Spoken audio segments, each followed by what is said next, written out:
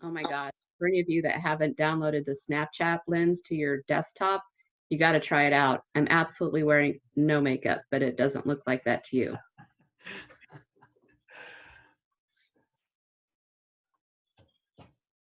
Do you want to bring up the...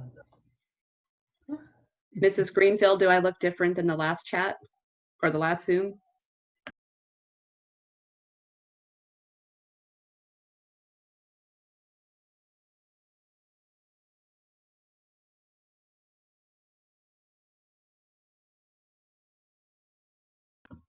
You're muted, Mrs. Greenfield. Oops, sorry. I thought I pushed the mute. I pushed video. You look whiter or ghostier this time, but maybe the contrast of your background.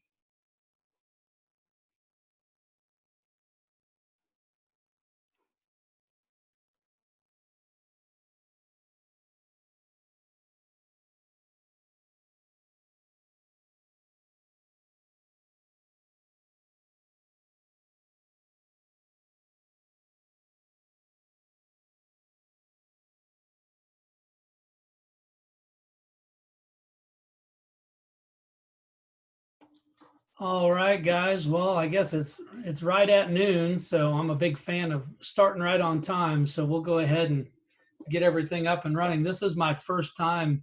It's not my first Zoom meeting. I've had more Zoom meetings in the last 2 weeks than I ever thought I would have in a whole year. So this is my first time leading any kind of professional development chat online. So I'm glad to have you guys here. I know it's a little weird showing up on a Sunday, but my favorite meme over the last 2 weeks are where somebody listed all 7 days of the week and crossed out everything but day. So I don't think any of us really know what day it is at this point. So I guess it doesn't really matter. I'm glad you guys are here. This is a fun topic of mine. I hope everybody's staying safe.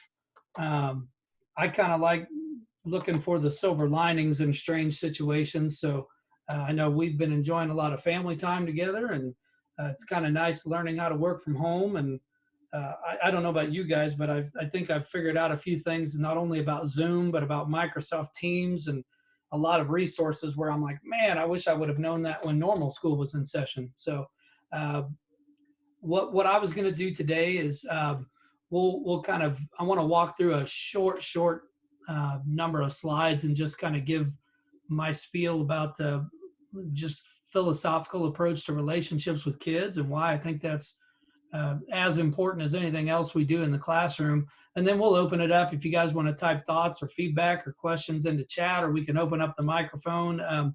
and you guys, we can just kind of have a dialogue. And we'll just kind of go from there and let you guys kind of feed the stream after we get through with these slides. These are real short. I've also invited my my counterpart here. This is Ava Laffoon. Ava's a junior at Olathe West. Well, sort of. I guess you're almost a senior now. Never mind. But I definitely brought her in case we wanted to add some student perspective into this. And I promise I haven't paid her off to say anything. So I told her that she could say whatever she wanted. Just keep in mind it's being recorded. So don't say anything that could be used against me down the road. Like you bought me coffee? What's that? Like you bought me coffee just to show Yeah, oh, I did buy her coffee, but I've been doing that every morning. Okay. Connection before correction. Really, the point of this, if I can get my slides to work. Let's see. Yeah. Okay. The point of this is obviously you're all here because you found some kind of interest in the topic of relationships with kids and the importance of that in your classroom. I put this data up. This data is actually 2 years old. This was from the Communities That Care survey data from 2018. And I really only show that just to drive home the point that a lot of our kids have a lot of stressors, a lot of anxiety, a lot of issues with depression. We all know we've got concerns about student suicide and things like that. Which reminds me, I had this thought this morning. The one thing that's interesting about the pandemic right now and what we're dealing with quarantining and the kids of this generation, I thought of this analogy. I almost wonder if it's kind of like shoving the whole pack of proverbial cigarettes into the mouth of our kids who have been living so much of their lives on their cell phones. And now we're kind of forced into this digital existence with each other. I'm actually kind of hoping that maybe when we come out of this on the other end, I'm kind of hoping people are going to be more eager to put down the technology devices and make real connections in person. So maybe that's another silver lining we get out of this at the end. Again, just kind of driving home the points. And I don't really want to come at this today from a heavy-handed approach about mental health. I actually want to take kind of the other angle and take a look at the positive impact of authentic, real relationships with kids. I really just put this up here to know that this is what happens on the other side. If we don't do this aspect of our job with as much intensity and with as much, the word's escaping me, intention, with as much intention as we approach things like content, curriculum, and lesson planning, this is what happens. Our kids maybe get stuck in ruts that have lifelong impact on them.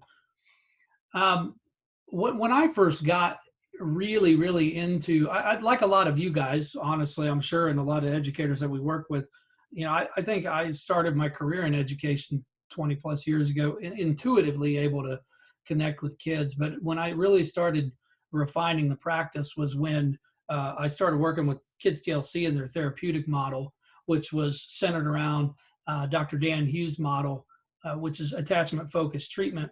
And it really, to me, it was the difference of somebody taking their skills, like if you're a naturally gifted athlete, and then you finally find that coach that says, yeah, you're good, but I'm gonna give you some skills and some practice to make you even better. And I don't know that we always look at relationship building and connecting with kids in that way, but it's absolutely that way. I think you can take those skills and refine them and become a far more skilled practitioner in that way. And I hate to equate relationship building with being a practitioner, but I think we have to think that way in our line of work and in our profession to do it well. And really in Dr. Dan Hughes' attachment model, he talks a lot about something deeper than a relationship. It's feeling connected to somebody in a way that allows you to neurologically and physiologically feel safe.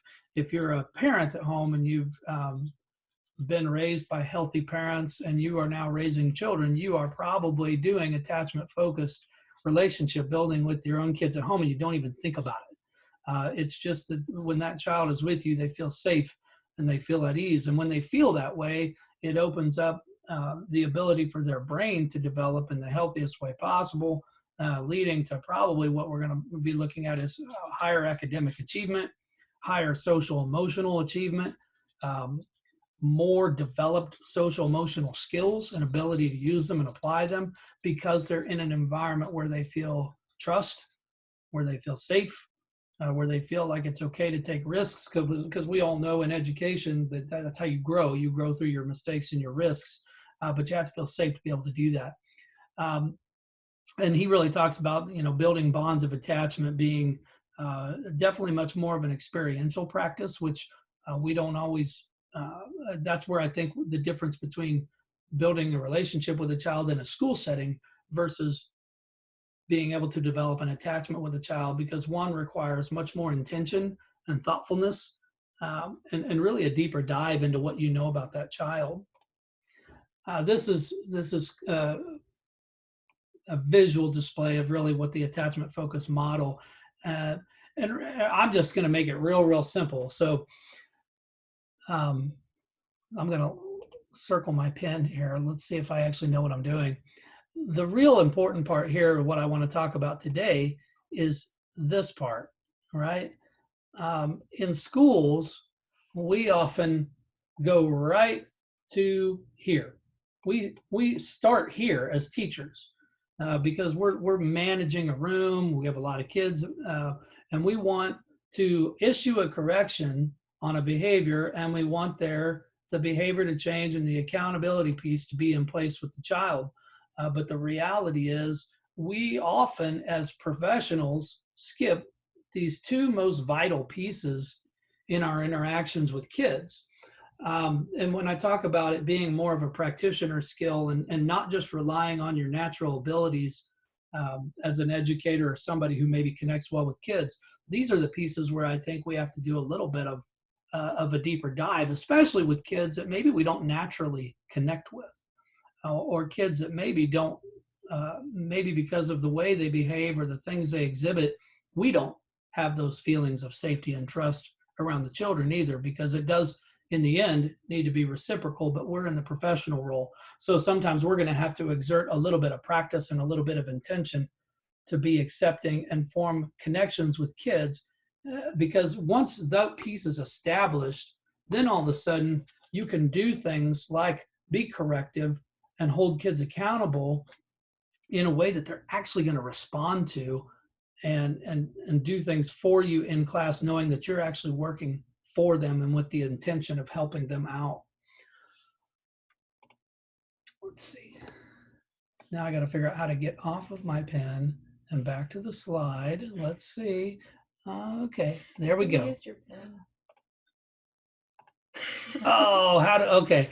Now I got to clear it. Oh, there we go. I found it. My teenager's making fun of me. So Oh, there, see, I figured it all out. The old man's got some tricks. All right. So what our goal is as educators, if we know and understand that kids who form connections with us perform better academically, and kids who they perform better academically, to be blunt, they behave better, they respond to correction and discipline better. And how do we do that? So how do you, what's the goal? How do we get this done? I want to look at bullet 3. Students who feel socially connected to others feel safe. Students who feel safe are also safe to grow academically and emotionally. So how do we get kids to feel safe? Well, they have to know that when they're in our presence, we're not going to do hurtful things. And you guys have we've all either been guilty of it of ourselves, or we've worked with folks who we know who do things that don't create feelings of safety, whether it's sarcasm, public humiliation, things like that, that don't make people feel safe or connected. The interesting thing about attachment-based theory is also the understanding, and this is not isolated to Dr. Dan Hughes' theory and work. Also, there's a host of professionals out in the field that talk about this. When we talk about, especially my friends who are on here who maybe work at the secondary level, when we start to see kids like this one back here, as they start to develop their sense of self and start coming into their own as adults, we want them to have things like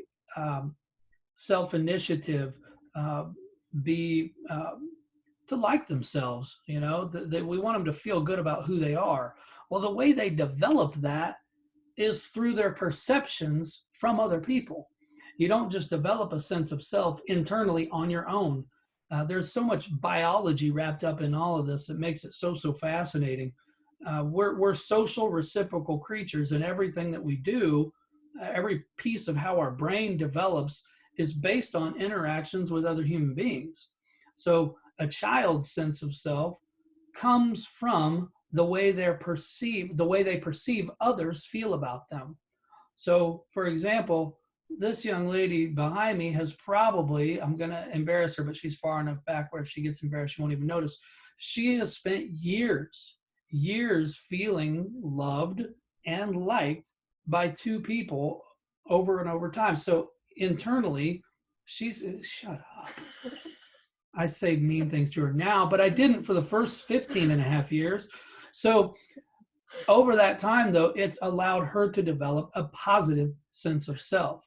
So as adults, think about that. We bear this huge responsibility. Not only is it about how we treat kids, the way we treat kids will fuel how they treat themselves the rest of their lives. And I don't know, again, I think that's the difference between thinking about something on the surface level and then taking it to a whole other professional level of intensity.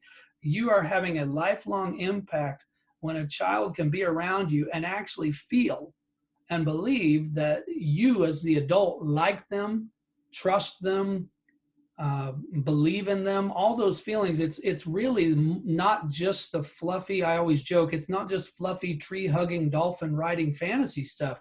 This is biological human interaction and growth in play.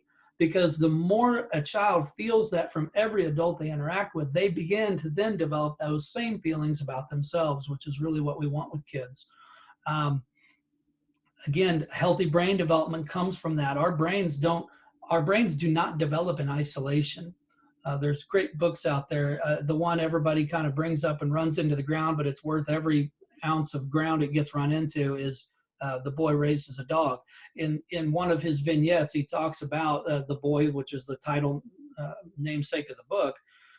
When that boy is raised in a cage in isolation, if you get past all the ugly parts of that, which are the abuse and all that, you see that his brain did not develop the way it was supposed to.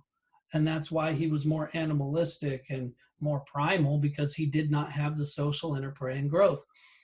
That's the extreme version of deprivation of social interaction, where we're talking about taking kids who are in a highly socially interactive environment, but making sure that we don't just become accepting that that's all they need, but understanding that they really need high levels of social interaction from caring adults. And I put in here, I don't have any, this is really honestly, the last two dots, I kind of,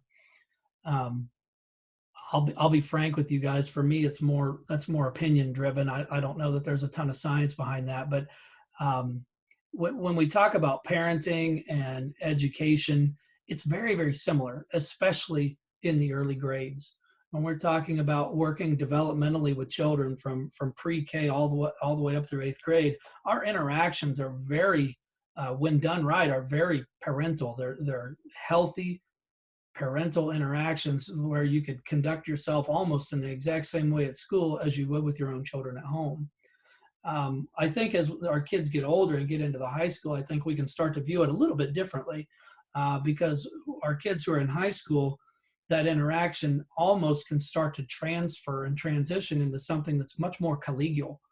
And we're training our children to have adult interactions in partnership. And I was thinking about this just in relation to watching my daughter, as she's working with her college apps for the first time, and having her interacting with her teachers and emailing and texting back and forth about materials and resources and letters of recommendation. I'm like, this is cool. This is the difference. This is how children and adults interact in a way that starts to prepare and train our children to be adults, because now they're having these professional relationships with adults that are still based on trust, safety, and love, because they are still children, but they do start to have a little bit different of a feel. And I think it's real powerful that we think of it in that way. So I also put on here, I use the term intercept points. So if you're going to interact with a child to build an attachment or something a little bit deeper than a relationship, you have to find ways to connect with them and have shared experiences with them. I'm jumping all the way down to the last bullet on the screen. Attachment is a deep psychological connection, which is different than saying, hey, I know Ava. Ava doesn't eat pizza. That she's weird like that. I don't know what the deal is. I don't know how that happened, but she doesn't even really like pizza or cake. I mean, seriously, what kid does not like cake? But she does like a particular Casey's donut. I know she likes Gilmore Girls. She probably watches too much Netflix. But see, those are things, right? And as teachers, we can hang our hat on that. When we're working with children, that's a start. That's like, I can dribble and pass a basketball, but I'm not a professional basketball player. And I really think if you want to become a teacher who's truly an expert in connecting with kids and connecting with kids in such a way that has a positive impact on their development, their behavior, and their growth, you go a little deeper than just knowing their likes and their wants. It's having shared moments and experiences with children. And not every kid you work with is going to need that. We've had, as parents, this is a really bad example, but as parents, we've had so many shared experiences, it's off the charts. I could name kids at school where I've had shared experiences where I've sat in the hallway with a crying teenager and not tried to coach them out of it, not tried to tell them that they shouldn't feel bad, but it's those shared moments where you go, you know what, you're upset, and I'm here. I'm here with you, and we're going to be okay. We're not okay right now, and I'm not going to say that right now, but I'm just going to sit and be there with you. And those are those moments that actually create deeper bonds between a child and a staff person, or when a child makes a mistake and you get to demonstrate unconditional love and safety with that child. You go, yeah, you know what, you did screw up. You did, and it's okay, but how are we going to move past it? How are we going to move forward? So those shared experiences where you allow the child to feel whatever they're feeling, be whatever it is in the moment, and be accepting. If we went back to that diagram that had the 4 sections, the first one in the upper corner was acceptance. And that's another thing we struggle with, I think, with children of all ages, is to be able to accept where they're at in the moment in their world and start from there instead of starting from where we want them to be. Because we can get them there faster if we start where they are. If you look at the point on here, to develop safety is to develop trust, right? Trust and security leads to attachment. I think one of the things on here, say what you mean and do what you say. Again, I think anything on here is valuable as a parent as well as it is a teacher. I have my lovely professional statement in bullet number 2, because all professional statements include the term BS. You can't BS damage children. So when we talk about our kids, these are skills that are good for all kids. But if you're going to start applying them to the kids in your classroom who maybe have trauma backgrounds, toxic home environments, I need you to understand that whole biological aspect of it, because if we're too fake with those kids, they know they've been geared up, they've been trained for years to overanalyze the threats of people, and they're going to know whether you're full of it or not. And that's not just damaged kids. I mean, kids in general, especially when they get developmentally into the phase of their teenage years, when they're starting to really develop that sense of self based on how they're interacting with others, they're going to highly scrutinize the interactions of other people, and they're going to place judgments on it. And our kids who are the most damaged are the ones who are going to take that perception and go all the way to 10 or 11 with it, rather than being a little more open and accepting of what might be coming that way. I put a comment in there, the bodies and the polyvagal nervous system. That's a theory about the nervous system that's got pretty good science behind it. But your nervous system gets honed over the years based on your experiences to really feel people out. On the 3rd bullet from the bottom, the term neuroception, it's a theoretical term, but it's a it really ties into evolutionary biology. So as a mammal, as an animal, we all have this ability to kind of, in a very rapid amount of time, assess our surroundings, right? We do this all the time. You can think of examples, walking to your car at Walmart at 10 o'clock at night. First off, who goes to Walmart at 10 o'clock at night? But if you have, when you walk to Walmart, you probably have, somebody, Dean's going, that's me. I don't let my wife go to Walmart at 10 right now because I think people are going to be nuts. But when you do that, your past experiences, whether they were lived experiences or secondary experiences, like you read a story or you watch too much TV, your neuroception is going to be on alert even more so in a dark parking lot at night, because your experience says bad people do stupid things at night in parking lots.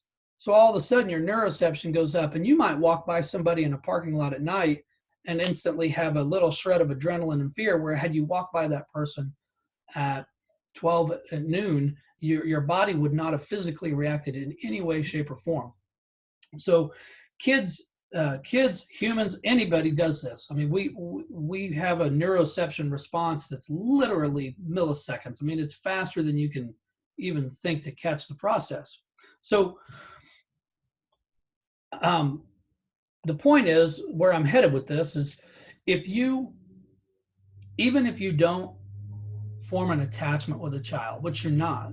I mean, those of you who teach in comprehensive schools, you're not going to, it's not realistic to assume you're going to have deep, meaningful attachments with 27 kids per hour, right? What I would tell you is, knowing that you're not going to have a deep, meaningful attachment with every child, what I would like you to think about is, what vibe am I putting off, right?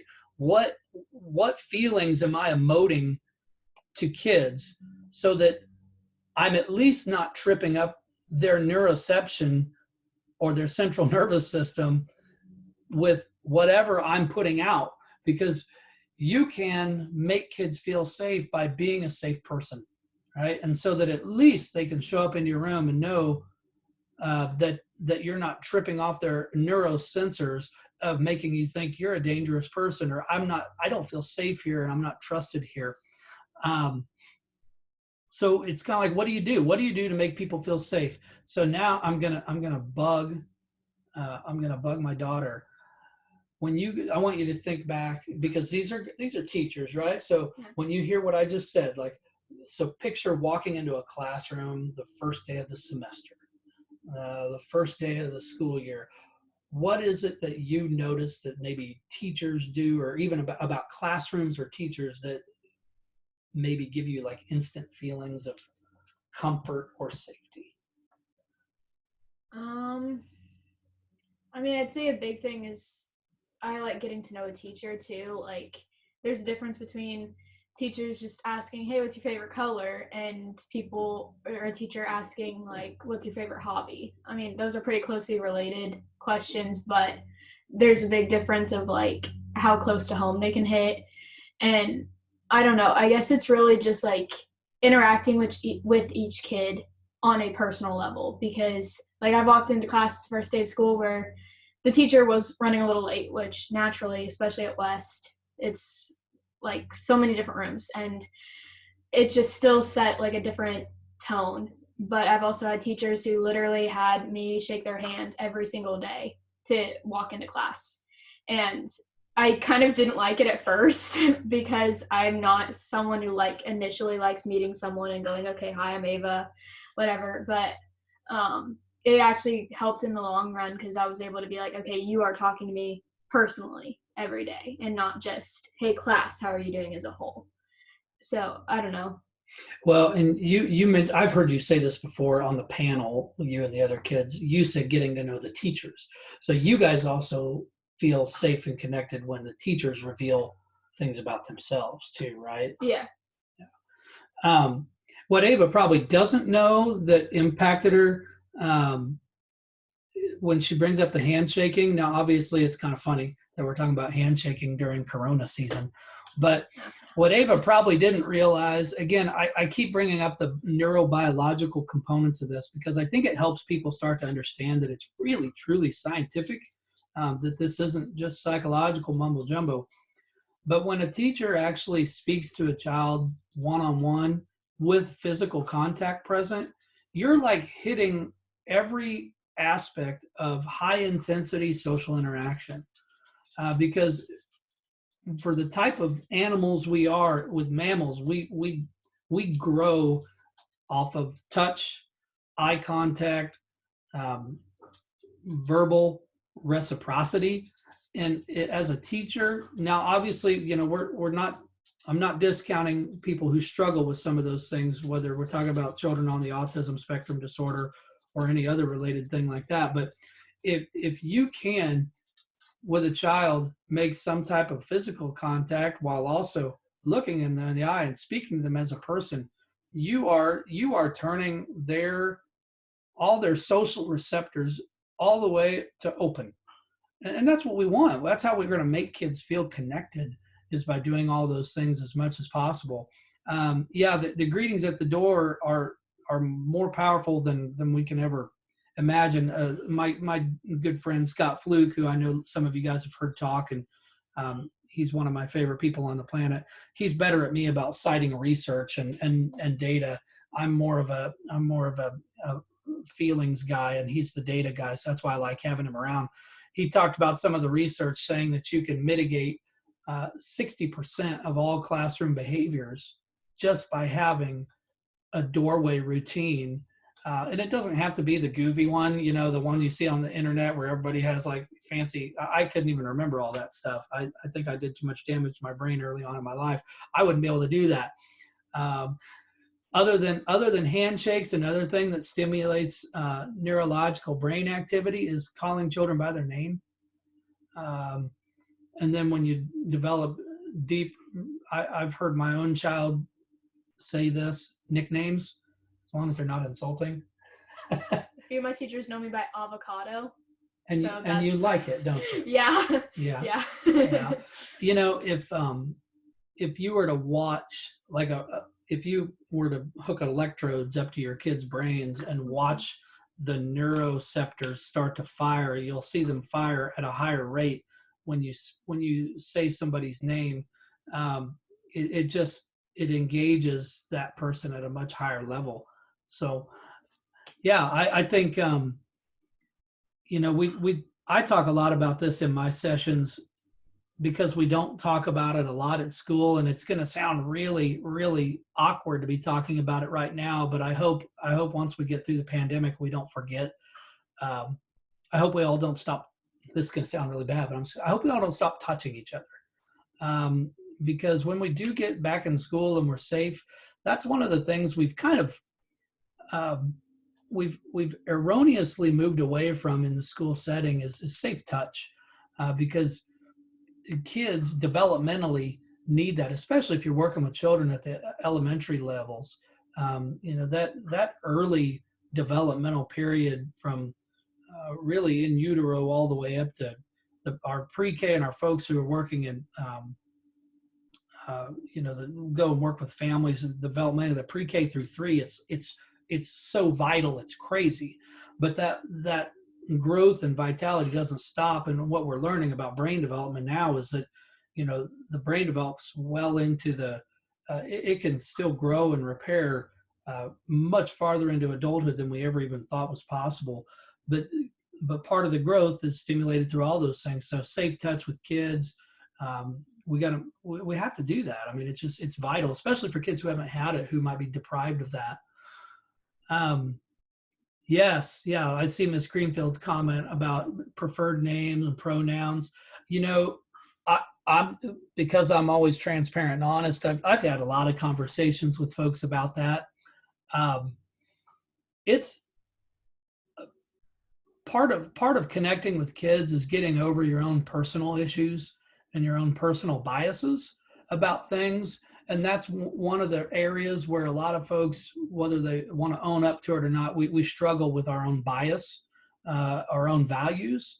And part of connecting with kids is accepting them where they are, not forcing them to fit into our box or our perception of reality. That's part of how we make kids feel safe. So I would highly encourage folks to, think long and hard about am I being accepting of their reality, or am I judging them because they may not fit into mine? I'm not telling you have to change your belief system or your values. I'm saying we have to be accepting that others may not share the same ones that we do.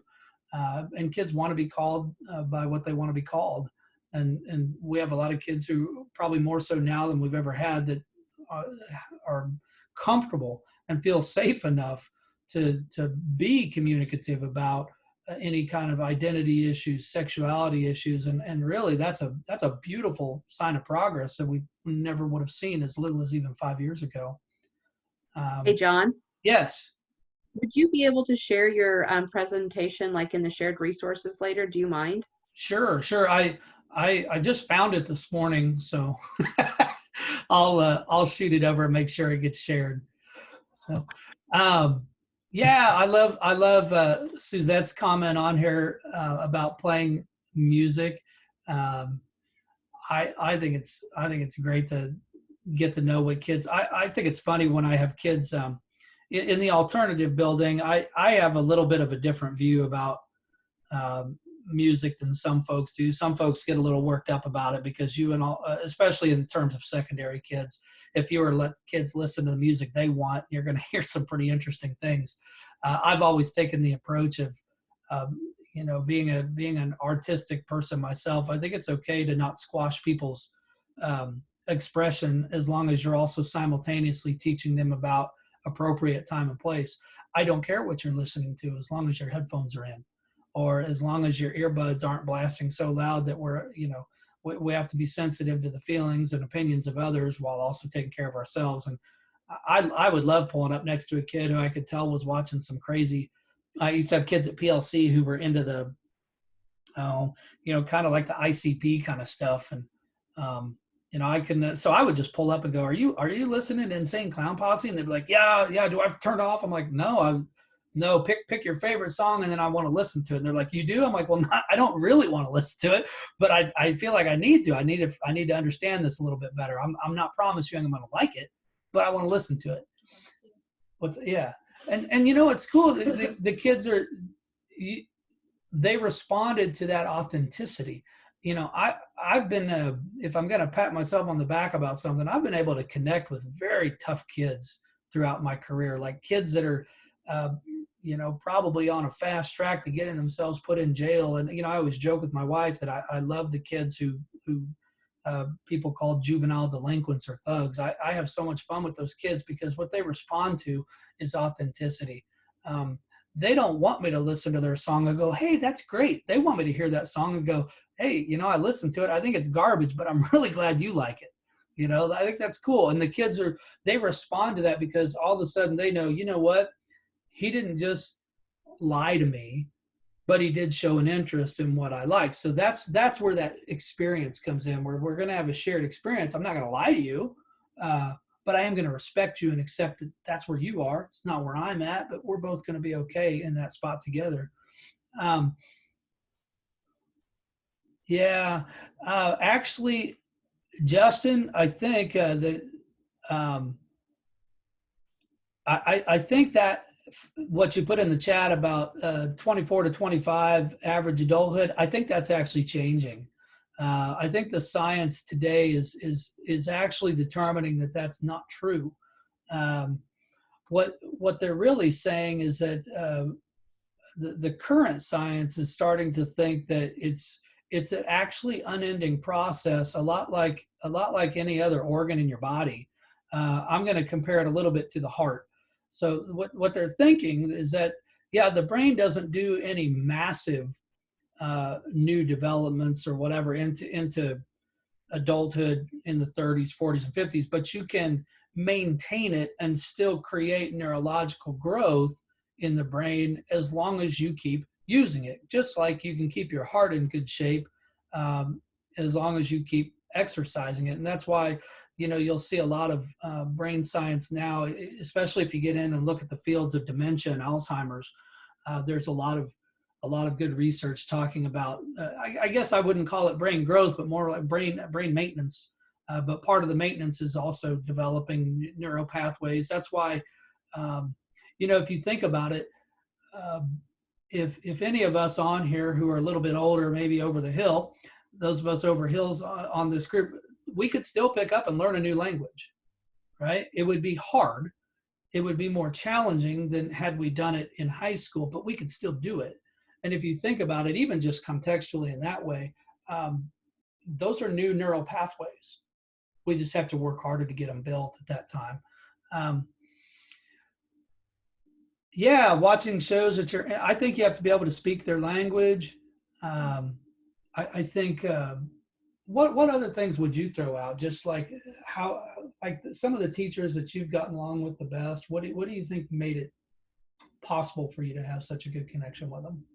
Well, I do think the doorway things, it's kind of nice having like a question that was tailored to me personally.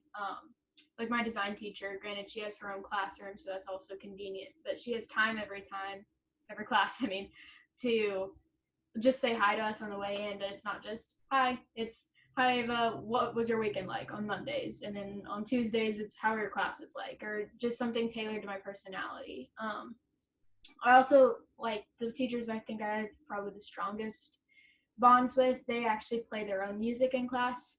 Like I think if you feel like playing music that the kids like, that's great, but it's also, for me at least, I get to know people from music as a person as well. So it's kind of nice hearing what my teachers like.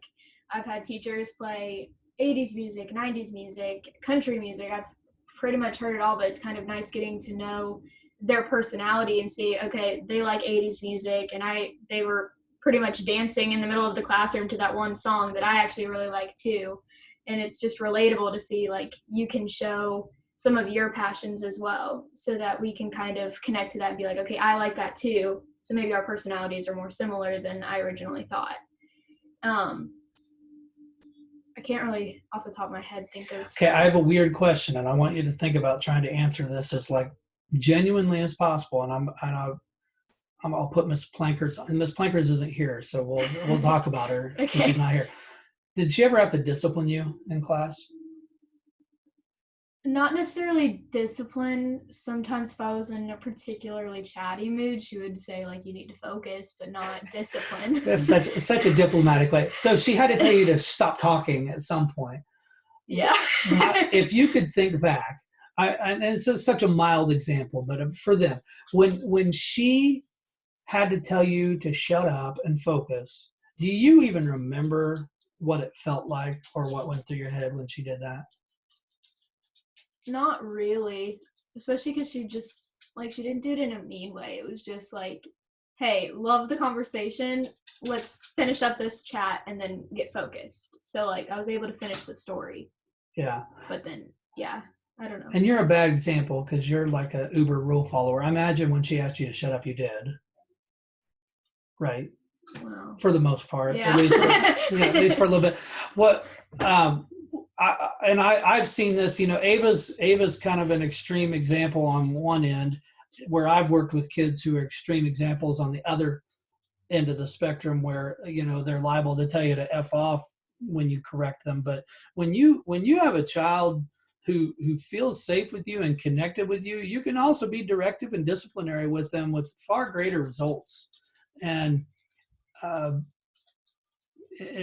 think people forget that you invest that time on the front end, because especially with challenging kids, they're gonna win.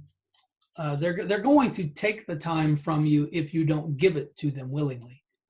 So I think it's much more advantageous and long term. You're going to get the more kickback by putting the time in on the front end than it is to absorb that time on the back end when you attempt to correct and it goes awry because they respond to you in a negative or a defensive way. So, if you think back, some of us had healthy parents growing up and some of us maybe didn't.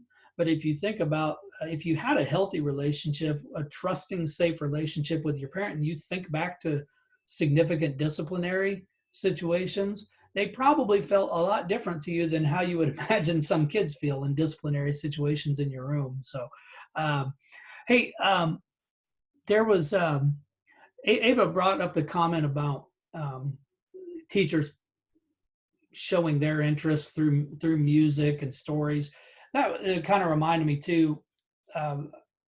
When I worked in the mental health field as well, and a lot of the work I did was with younger children and families, and we talked a lot in our training about, and again, this goes back to developmentally and biologically what we are as animals. The one advantage we've always had over other animals and other mammals is our prefrontal cortex, which then was an expanded ability to have language. So, as a species, we've evolved a lot centered around storytelling, right? And when you work with kids, especially if you're trying to do things like cognitive behavioral therapy, you can't developmentally have some deep, meaningful cognitive behavioral therapy discussion with a child. So what we do is we teach, develop, and learn just like we did hundreds and hundreds of thousands of years ago, which is through storytelling. And I think what Ava was describing is a lot like a teacher storytelling. My wife just this past year started working at the hospital setting at Claire. And, I knew she was going to be a natural fit for that. And one of the goofy things she does is turn on stuff that she likes, and they'll be like, "What are you playing?" And then she can launch into a story intuitively, like, "Oh my God, what am I playing? This is Pearl Jam. I love Eddie Vedder. If Eddie Vedder would propose to me, I would leave my husband tomorrow and I would marry Eddie Vedder." But then all of a sudden, the children get this glimpse into her personality and her life through a story, which is then all of a sudden funny and engaging. And next thing you know, kids feel connected because there's this reciprocal sharing of information that goes on. Because if you think about the design of our system, it's unfair, right? Like when that child walks into your classroom, you automatically know 10 times more about that child than they know about you. So the relationship automatically starts on a tilt. And the best thing we can do to start engaging in relationships and attachments with kids is fair the game up a little bit and make sure that they know just as much about us within reason and professional boundaries as they can, so that we can start making those connections. Love playing Beatles in class. Oh, Jordan, I don't know. Journey, I'm with you. I'm with you on Journey. I'm definitely on the Journey. I don't know what's wrong with me in regard to the Beatles.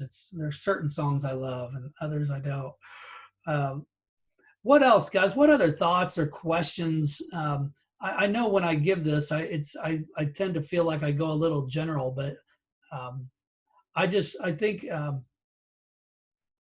the main thing is we've got to take. The other thing that pops in my mind is I know we're getting close to being on the hour here, but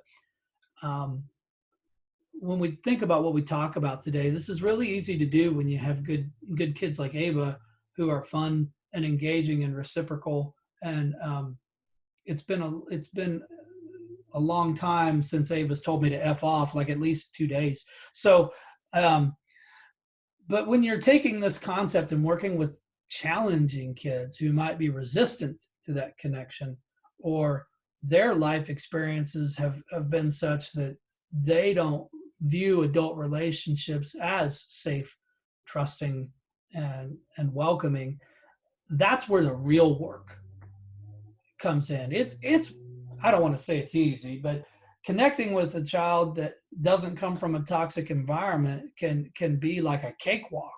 I mean, if I'm just being honest, it's those kids that need us to do the extra push and the extra effort to make connections are the kids that maybe don't have those experiences. And as a teacher, that's when you've got to dig a little deeper and apply that authenticity, while also remembering that child is probably difficult because they do need your unconditional love and they do need you to find ways to appreciate them.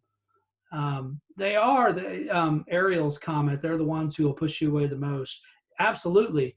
you have to, you almost have to, and that's why I like the scientific approach to it. I don't want you to ever lose the personal touch, but you have to understand there is a method to that madness. Everything we do sociologically is also rooted in our biology. If I'm pushing you away, it's because life has taught me and experience has taught me that you are going to hurt me. So it allows us to take things like that less personal. It allows us to, I think Ariel's comment about you can't give up and think that they don't want you to try, you're right. And if you can depersonalize it, it allows you to keep going and keep chugging along and knowing that and the thing is, you may not break through. You may not break through, but you don't ever know the long-term outcome of your efforts. So even though you may not break through, that's why I like the comment on here about, even if you don't make that connection, I sure hope you always focus on always emoting and projecting safety and hope, because that child may not outwardly communicate to you that the connection's been made, but they may internally still come into your room and feel safe. I love you guys talking about the mistake tallies. I think that's awesome. Showing vulnerability allows kids to know that it's okay to be vulnerable. We have to model everything that we want from them. And how do you approach a kid who's just closed off for relationships? That's a great question. I think that one piece of advice, because I've worked with, the majority of the kids I've worked with are like that. I think you have to not come on too strong. I think it's okay to be patient. It took that child, if a child is resistant or closed off to relationships, one of two things have happened. They've either had years and years and years of damaging, hurtful relationships, or they've had something so huge and significant.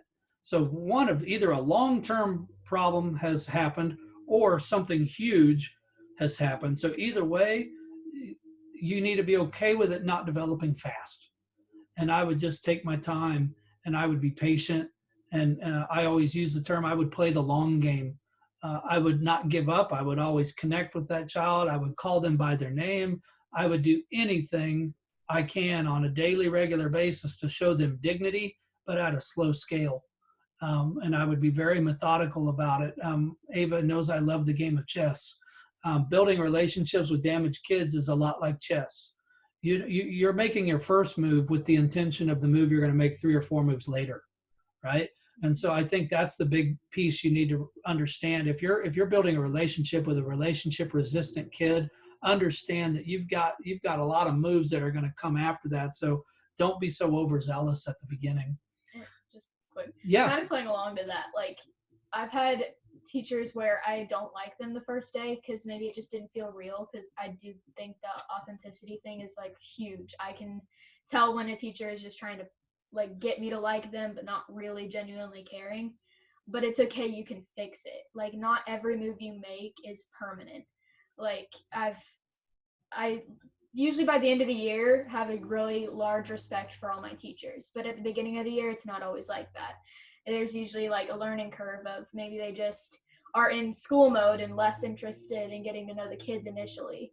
But I've always had teachers who can turn it around. So it's important, at least to me, to think that not everything you do is like making or breaking a relationship. You can continue something and kind of backtrack what you did before.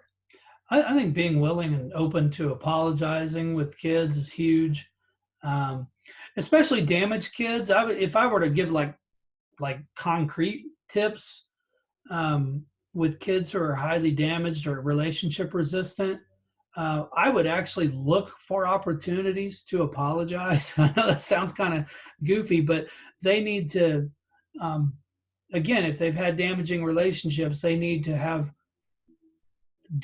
they need people to demonstrate what healthy relationships look like. And sometimes we've got to manufacture that and not be afraid to manufacture those opportunities where we go, oh, you know what?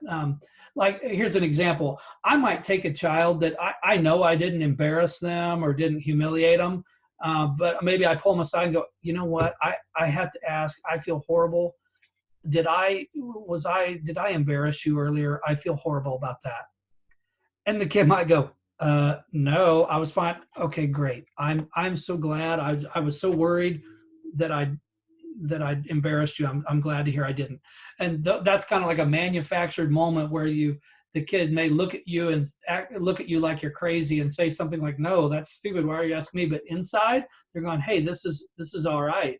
This person was worried about how I felt. They checked in on me and they backed away. So that's an example of what I like, a manufactured moment to just demonstrate caring without hurting them. The other thing I always recommend to people, when you have children who don't love themselves and they're resistant to relationships, you have to be very cautious when you do go, we push compliments and positivity, and there's nothing wrong with it. There's nothing wrong with it. But kids who are resistant to it, if you come on too thick or too inauthentic in that positivity, they're just going to internally feel like you're just challenging their internal sense of self, and all of a sudden you're a liar. So the safe way to go about complimenting and applying positivity to damaged children or relationship resistant children is complimenting the behavior, not the person.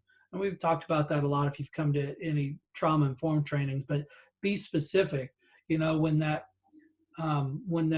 child who is relationship resistant or difficult writes a paragraph that's beautiful, instead of going, oh my God, you are an amazing writer, that's a personal compliment. I would go, you know what? I am amazed. I love the word choice you utilized in this paragraph. That's impersonal, and it's more easily digestible to someone who doesn't feel like a good person. So think about those compliments that you're about to give and figure out a way that you can manipulate that compliment into being something that is a safe compliment. I mean, think about this. We're all adults, and I'm gonna venture to guess that if you've logged on to a professional development on a Sunday afternoon, you're relatively healthy, maybe mildly insane, but you're relatively healthy. Think about the last time somebody complimented you and how uncomfortable it made you feel, right? And we're relatively healthy people. Now imagine how that feels to somebody who does not feel that way about themselves, right? And you have to conceptualize that and think, okay, I think children just will accept those compliments and positivity if they aren't about their person. Now, down the road, after that attachment has been established, then when you get that sense, then you can start being more personal in the process. Let's see. Yeah, go ahead, Ava. Yeah, I really agree with that, even as like a healthy kid, I guess, to say. Like, I've had teachers who on grading like written assignments or even not written, so I guess not math, I guess, they'll write and be like, I really like how you worded this sentence, and they'll like underline it. Or they'll, if it's on a document, they'll highlight it and say, I really like this portion right here. I think it speaks to your personality. And it's kind of nice that they're picking apart a certain thing that I've done and not so much like the general piece, but just saying this, I like this right there. And it's nice seeing it because it just makes me go, okay, that little piece is right there, then I probably have that embedded in other works that I've done. So it makes me just feel more confident moving forward. And if you compliment a piece, it means you're paying attention to the details. Hey, I really like, there's a couple other comments on here. I like Suzette's comment about journaling, writing a note to a child. I don't know if there's a great TED Talk video out there.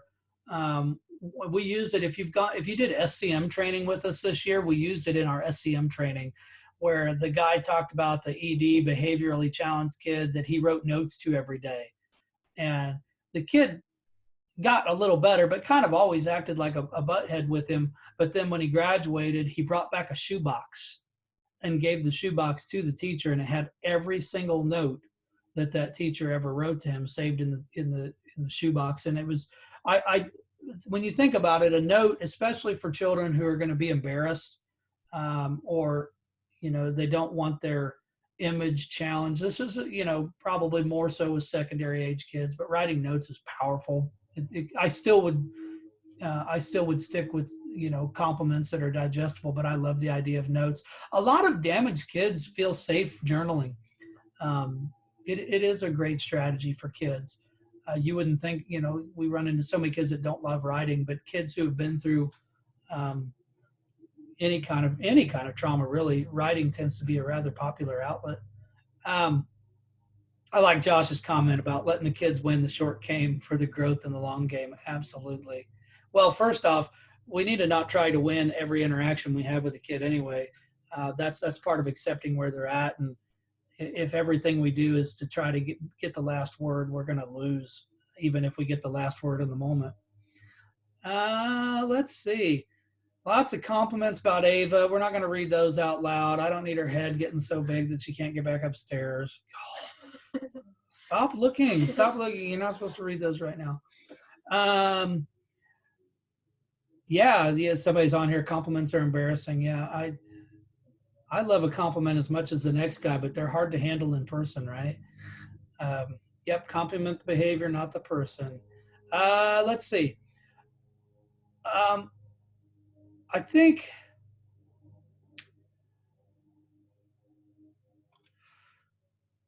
when I think back to some of the more relationship challenged kids that I've worked with,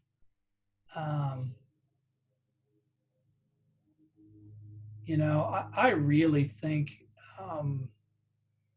taking time to talk to them one-on-one has probably been one of the most powerful things. I've had especially I think of a couple teenage girls who that I worked with who had significant relationship trauma, everything from rape to emotional abuse and things like that. But I think, and in full transparency, I was in a position to be able to have one-on-one conversations where you actually sit and talk to a child for 20 minutes or 30 minutes. As a building administrator, you can find those opportunities a lot easier than you can as a classroom teacher. But I would always encourage, another strategy is take those kids and have random isolated conversations with them whenever you can. High school has the luxury of Power 50 as an opportunity. I know you've talked about that, where you've been able to seek out a teacher during Power 50 and have conversations with them that aren't always about education. Middle school, we have I was a MT Timberwolf, so we had the wolf time. I know everybody calls it jag time, wolf time, tiger time. That's a great opportunity to pull a kid. I always, when my wife was in a regular building, I always told her, the first time a kid starts disrupting your class, invite him to lunch. Lunch is a great time. I know everybody gets hung up and everybody should always take a lunch break when they need it. But some of the best lunch breaks would be when you invite a couple kids in to eat and just have conversation. If you think about what we do, again, I would always ask you to think about what we do biologically and socially, just as humans and animals. How do we connect most as adults? Over food. We invite friends, we go out to eat, or we have a picnic. So it's such a natural way to connect with kids, is talking over food. When I used to do individual therapy with kids, those were my three strategies were tell stories, play games, or eat food.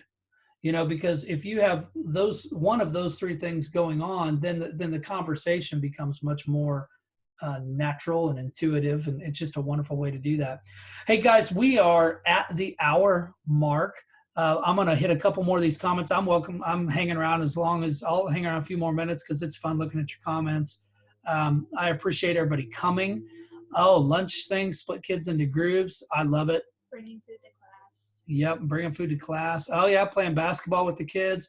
I will never forget, when I first started teaching in 1998, that was back when they didn't police us about recess. So I swear I took my kids outside 4 times a day for recess. I used to play football with the kids every recess. I didn't know that it was paying big dividends with the kids. I just had fun playing football at recess. But I think doing those interactions with kids are huge. I'll never forget the one day, and I've had kids in my first class, they're like in their I don't know, mid-30s or something right now. Like they're like 37. And I had a kid, I ran into him at Price Chopper here in Gardner the other day. And he even mentioned it. He goes, "Hey, do you remember that time we had to look for your wedding ring?" And I'm like, "Oh my God, yeah, I totally remember, because we used to go out and play football in the field behind Washington Elementary. And in the process of throwing the ball around one day, my ring came off, right? And so I made all the kids get in a line. We formed this huge line along the back lawn, and we walked it until somebody found my wedding ring. And one of the kids found it. You know, they don't remember the math lesson I taught. They don't remember my language arts lesson I taught, but they sure as hell remember walking the field and finding my wedding ring, right? So having those moments where we're just, you know, being ourselves with kids is so huge and so powerful. But I get a shout out for Gardner. Yeah, I hide out here. That way I can go to Walmart in my boxer shorts and Crocs. Ava kills me every time I go out in my Crocs, but I'll do it out here. Yeah, she tried to steal them from me the other day. I was like, what the hell? Don't take my Crocs. Thank you guys so much. I hope you've had a good experience with the remote process this weekend. I hope everybody stays safe. Follow the rules, please. Coming from a couple of immunocompromised people, we're just going to stay home, enjoy yourselves. Yeah, get Netflix, you know, subscribe to Disney or HBO, whatever floats your boat. Read a book. Read a book. Apply for college. Apply for college. All right. Thank you guys very much. Have a wonderful rest of your day. And I hope you guys have a great end to your school year. Thank you. Thank you.